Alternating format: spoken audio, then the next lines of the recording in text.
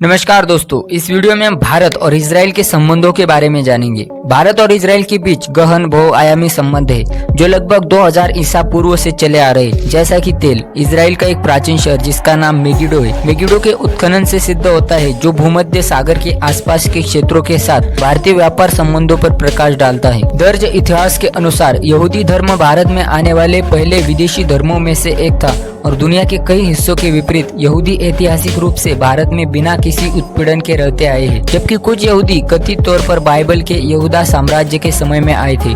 अन्य को इजराइल की 10 खोई हुई जनजातियों के वंशज माना जाता है। चैम नेमाचेम रबिन के अनुसार दोनों सभ्यताओं के बीच पहला दर्ज संपर्क 10वीं शताब्दी ईसा पूर्व में राजा सोलेमन के शासनकाल के दौरान हुआ था। तब से यहूदी अप्रवासी सदियों से भारत के विभिन्न भागों में बसे हैं। कोची, जिसे कोचिनी कहा जाता है, मुंबई जिसे बेने इजराइल कहा जाता है और कोलकाता जिसे बगदादी कहा जाता है। कोचिनीम का मानना है कि उनकी उत्पत्ति उन व्यापारियों से हुई है जो राजा सोलेमन के बेड़े के हिस्से के रूप में मालाबार तट पर उतरे थे।